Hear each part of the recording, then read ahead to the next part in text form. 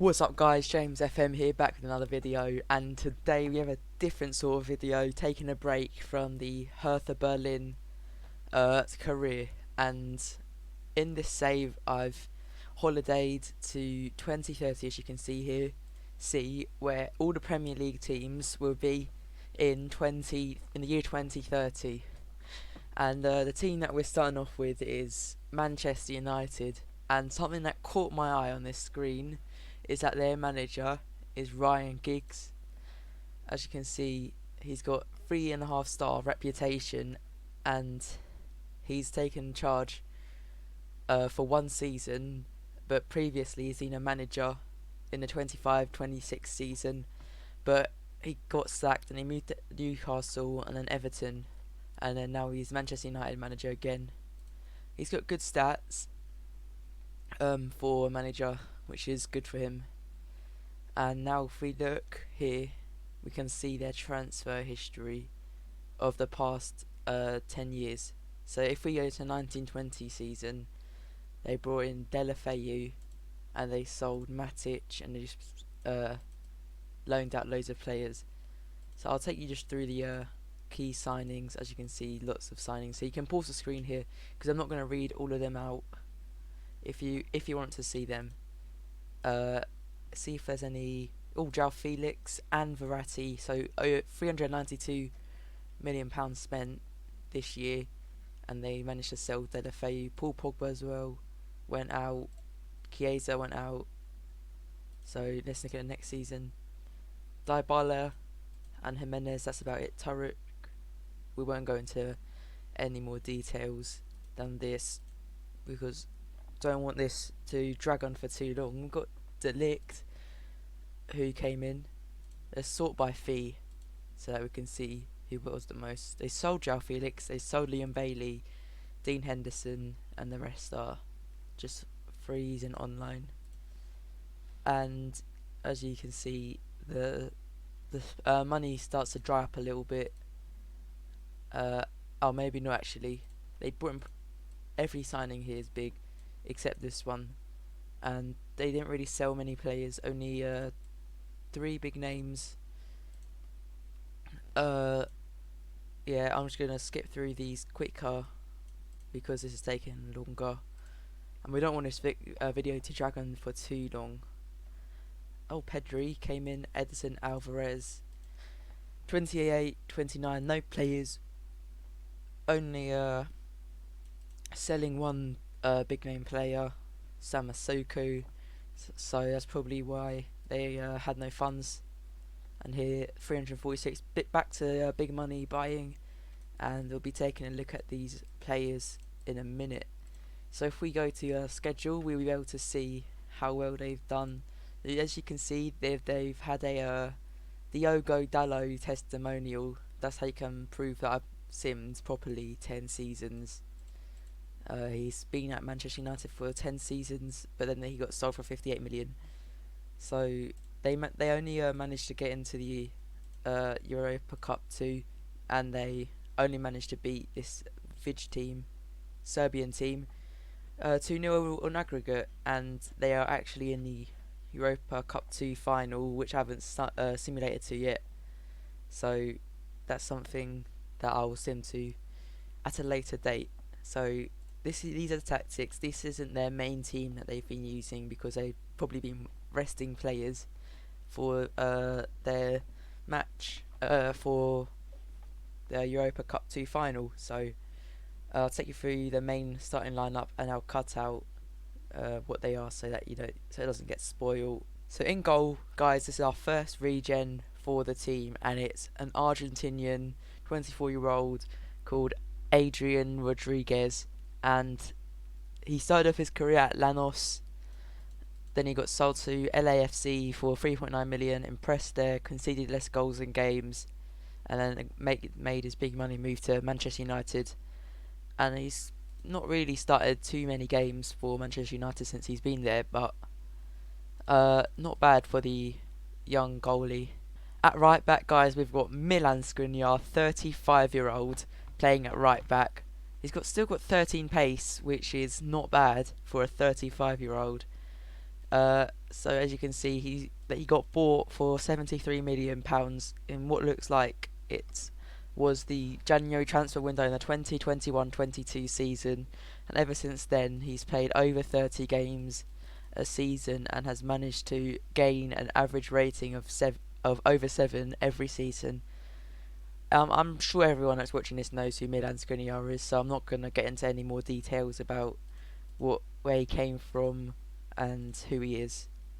At centre back, guys, we've got Juan Pablo Ayala, the vice captain of Manchester United, valued at 55 million, and he's a regen, and he came from Medellin in Colombia, and then he moved to Barcelona for 1.7 million, and then he was sold to Liverpool, where he only made 6 appearances in his first season, and then 14 in its second season, and then he was sold on to the Tottenham for 46 million, which he only made 16 appearances, and sold to Manchester United, where he made 28 appearances. So he's a somewhat big club journeyman. So 4 big teams he's been to, and an overall transfer fee of £150 million. It's quite impressive for a person who's not even hit his peak, really. So it'd be interesting to see where he'd end up in another 5 or so years' time. At centre back, guys, we've got the Greek centre back Panagiotis Restos, valued at 32 million. You've probably heard of him because he does play for Bayer Leverkusen in real life.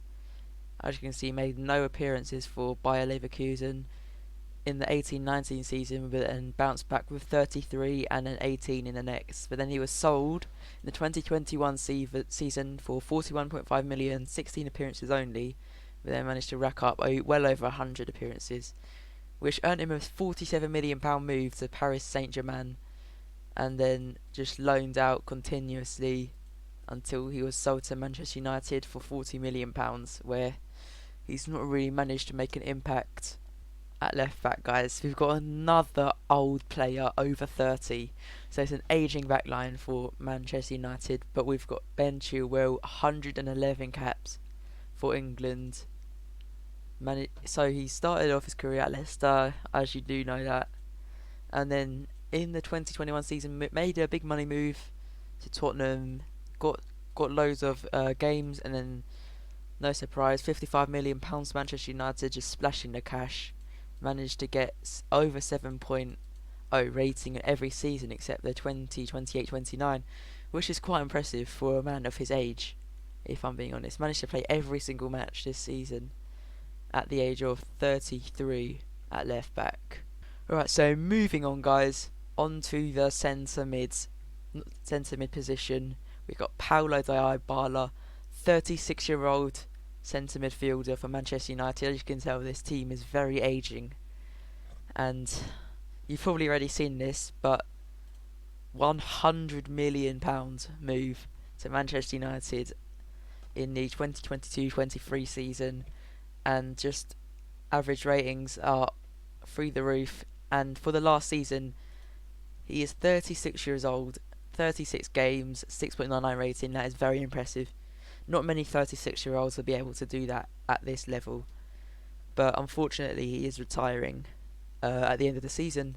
In the other centre mid position, got a bit of a curveball actually. Pablo Fornals, the ex-West Ham player. If you don't know who I am in real life, I do support West Ham, so I'm very interested to see what he's been up to. So as you can see here, 1920 did move to West Ham. That's where his career really kicked off, it looks like. Managed to get over 30 games a season, and then was sold for £62 million. Don't think we'll be getting that in real life, if I'm being honest, but didn't really play in his first 3 seasons at Old Trafford. Sorry, guys. But then he managed to play 33 games and 31 in the 2 seasons following his irregular starts. So moving on now to the right wing. At right wing, guys, we've got the one and only Mason Greenwood. 60 caps for England, 38 goals. That's very impressive. He's only 28 years old, spent his whole career at Manchester United. So he's due a testimonial. So as you can see, two seasons that stand out the most to me. 26, 27, 27, 28, 20 goals in each campaign. Every season, more than 7.0 rating since I started the simulation. Except the first one where he only started 3 matches and got 6.35.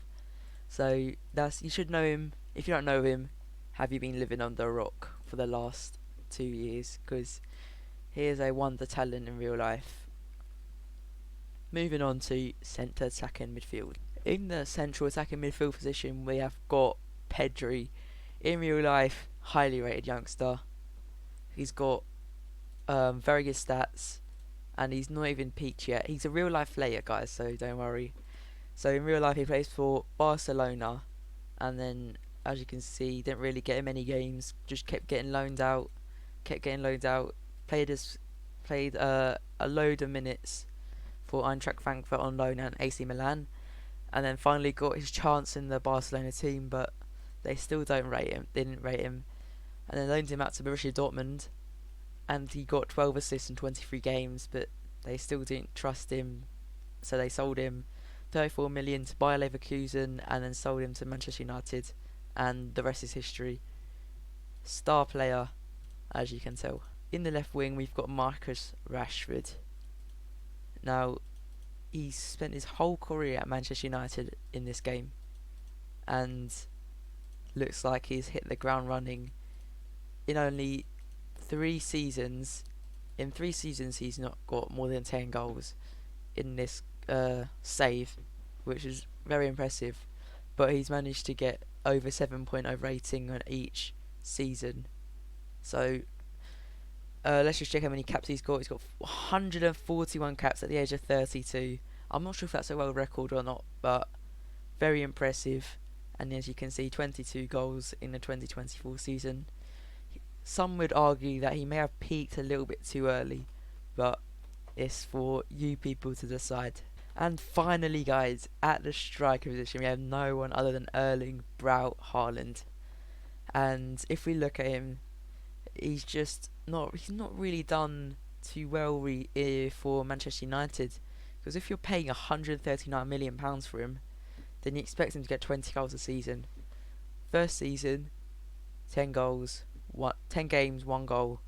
Next season, 15 goals, 16 goals, that's not bad.